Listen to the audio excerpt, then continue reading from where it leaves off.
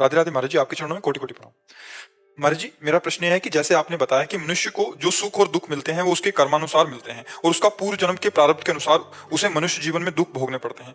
इनका भाव यह है कि महाराज जी, जैसे आप कहते हैं कि जीवन में बुरे कर्म जो करता है उसे नरक की यातनाएं भोगनी पड़ती है, तो उसे जो मनुष्य जीवन लिया तो उसने तो सारे नरक में सारे काट लिए यातनाएं, उसके बाद फिर उसको यहाँ दंड क्यों मिल रहा है? ये भाव है। जब जेल में जिसको 20 साल की सजा होती ना, उसके साथ जुर्माना भी होता है, नहीं सुना क्या? आजीवन कारागार और 5 लाख जुर्माना रखा जाता है।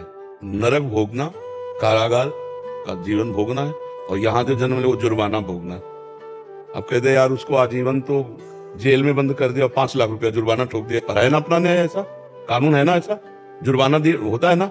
ऐसे नरक भोगता है जाकर के भारी कष्ट, और फिर यहाँ जो छोटे मोटे घटनाएं कष्ट होती हैं वो जुर्माना भोगना। इसलिए पाप कर्म बहुत भय प्रदान करने वाला है, डरना चाहिए, पाप कर्म नहीं करना चाहिए। अब पाप कर्म जो करता है उसको भोगना ही पड़ता है। अवश्य में भोक्तव्यम कृतम कर्म शुभाशुभम, पूरे कर्म को वहां भोगना होता है, जुर्माना यहाँ भोगना होता है। और ऐसे ही पुरस्कार भी मिलता है। जैसे मान लो कई ऐसे खेल हैं, कई ऐसे उत्तम कार्य हैं कि कार्य किया तो उसको बहुत तरह से सरकारी सपोर्ट मिला और सामाजिक उत्साह भी मिलता है। ऐसे स्वर्ग भोगो और इसके बाद यहाँ भी उत्तम कुलों में जन्म और बहुत प्रकाशवान। क्यों? क्योंकि उसने उत्तम कार्य किए और अधम काम किए तो नरक भोगा, और यहाँ भी नाना प्रकार की नीच मनुष्य शरीर में होते हुए भी नीचता की जीवन ही भोगना। गलित कुष्ठ है, ये है, वो नाना प्रकार के वो सब जुर्माना भोगना है। इसीलिए देख सुन करके डर जाओ और पाप कर्म मत करो। पाप कर्म करोगे तो अवश्य भोगना पड़ेगा। आप समझ रहे ना? आपको इसमें कोई संशय है? जब यहाँ की सरकार देखो 10 मिनट पाप होता है, 10 मिनट पापाचरण होता है, और पूरे जीवन जेल भोगनी होती है और उसका जुर्माना भोगना, और ज्यादा अपराध साबित हो जाए तो फांसी की सजा भी हो जाती है।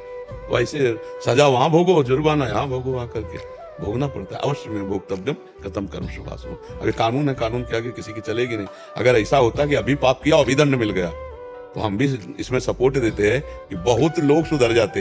नहीं सुधर जाते? ये देखो ये पाप किया और ये दंड मिला, ये भाई ये नहीं करना। लेकिन ऐसा नहीं होता। पाप कर्म अभी होता है, कानून विरुद्ध आचरण अभी होता है, और 10वें वर्ष मुकदमा चलता रहता है, और फिर जाकर के उसको सजा, किसी किसी की तो सजा की इतना तो पहले ही भोग लेता है, वो बाद में निर्णय होता है, फिर उसे आजीवन कारावास मिलता है। तो पापों का कर्म अवश्य भोगना पड़ता है। इसलिए डरे जैसी हरिवंश नरक गति दुर्भर यम द्वारे कटियत नक्शी के। बोले यम द्वार में बहुत ही सूक्ष्मता से हिसाब किया जाता है। अच्छा, वहां पूछना नहीं होता, मन में चित्रगुप्त बैठे हुए हैं। तुम जो सोचा कर्म वो रेखा खींची, और जहां सोचकर क्रिया की तो चित्र सहित गुप्त रूप से वो लिख लेते हैं, तुम्हें भी पता नहीं चला। उनका नाम चित्रगुप्त है, चित्र सहित। अब आप देखो, जब आपको कोई चीज क्लेश दे रही हो तो देखना आपके सामने सीन चल रही होगी, वो तुम्हारी सीन भरी हुई है अंदर, और हृदय जल रहा है, हृदय जल रहा है उसको, और कोई चीज आनंद है, बहुत कृपा हुई है, देखो वहां गए, वो चित्र सहित सीन भरी हुई है, अच्छी और बुरी। 1 सेकंड में वहां हिसाब हो जाता है। जीव की दुर्गति या सदगति क्या निर्णय 1 सेकंड में हो जाता है। इसलिए हर चीज हमारी लिखा पड़ी हो रही, हमारे अंदर ही बैठे हैं। चित्रगुप्त अंतर्यामी रूप से मन में लिखते रहते हैं, और यमराज उसी का हिसाब कर देते हैं। और अगर भगवान का भजन कर ले गए तो पूरा का पूरा डिलीट हो जाता है, अब वो भगवत प्राप्त हो जाता है, न स्वर्ग न नरक, वो भगवान को प्राप्त हो जाता है। इसीलिए भजन आवश्यक है। राम कृष्ण हरि जो नाम प्रिय लगे भगवान का, वो नाम जप करो। समझ पा रहे हो? कोई बच्चा है 4 साल का, वो कैंसर से पीड़ित है। हाँ, 84 लाख योनियां उसने भोग ली जब मनुष्य का जीवन मिला उसने। नहीं, उनको बीच में आया है। संस्कृति मांझ बरियाई के पायो, अभी पूरा शास्त्रों का ज्ञान तो है नहीं। ये थोड़ी कि 84 लाख क्रॉस के बाद मनुष्य योनि मिलती है। 84 लाख का चक्र है। संस्कृति मान होता चक्र, मान माने होता बीज, बीच में संस्कृति मान बरियाई के जबरदस्ती रोक दिया, और भगवान करुणा करके उसे मनुष्य दे दिया। अब जैसे गर्भ में ही किसी रोग से पीड़ित है बच्चा, तो पुराना जीव है, कपड़ा नया उसको मिला है। जीव तो पुराना है, पुरातन है ना, बहुत जन्मों से पाप कर्म करता चला आ रहा है। अब जैसे यहाँ जो माता बहन गर्भ में बच्चे की हत्या करवा दी, किसी भी तरह से नष्ट करवा दिया, अब वो पाप तो बना ना। अब जब वो गर्भ में जाएंगे, अब उनको कष्ट किस रूप में दिया जाएगा नरक भुगवाने के बाद? कि गर्भई में अंग भंग कर दिया जाएगा, गर्भई से भी।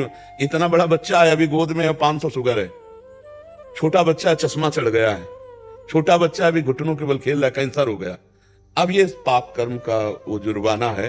बड़े बड़े पाप कर्म के बड़े बड़े जुर्माने होते हैं। ये पूरा दंड नहीं है, दंड तो पुरखा कांपते हैं। ऐसा दंड कोल्हू में पेरा जाता है। जैसे यहाँ एक बार किसी स्त्री से बलात्कार किए तो वहां लोहे की स्त्री बनी हुई है, तपते हुए लोहे की। अब वहां एक बार आपने किया है, और वहां 1000 वर्ष आपको चिपकाया जाएगा।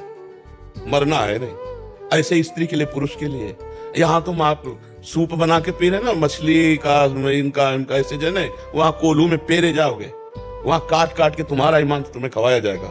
यहाँ पकोड़े तल रहे वैसे तुम्हें तला जाएगा। नरकों के जब वर्णन सुनो ना तो अच्छे अच्छे कांप जाते हैं। छोटे से छोटे पाप का उसको दंड, तो दंड तो वहां मिला और शेष उसको जो जुर्माना है वो यहाँ भोगना पड़ता है। अब ये कैंसर आदि कोई भयानक दंड थोड़ी है, भयानक तो दंड वहां है।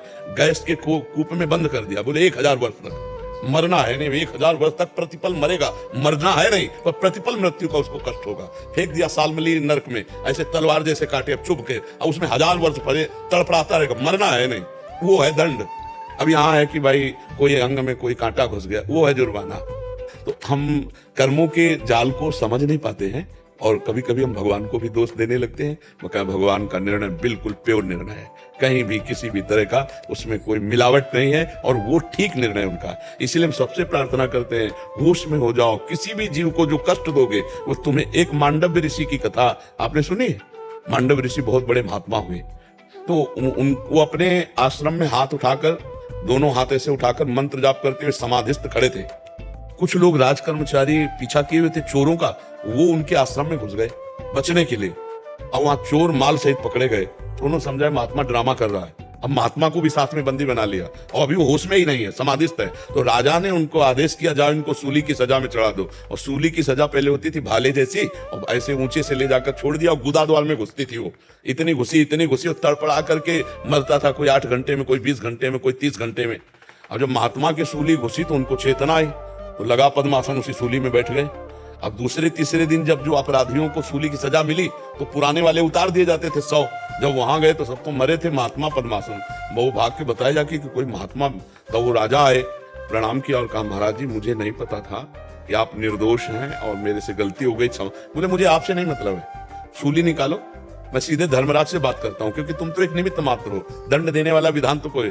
तो सूली लाख प्रयास किया गया, निकली नहीं, तो काट दी गई। महाभारत में भगवान व्यासदेव जी ने लिखा है। तो अणिमांडव्य ऋषि उनका नाम पड़ा। वो सीधे धर्मराज के पास यमपुरी गए और यमपुरी में जाकर के कहा कि आप हमको पहले ये बताओ कि मैं बचपन से भगवान का भजन कर रहा हूं, कोई अपराध किया नहीं, ये कौन सी सजा दिलवाई?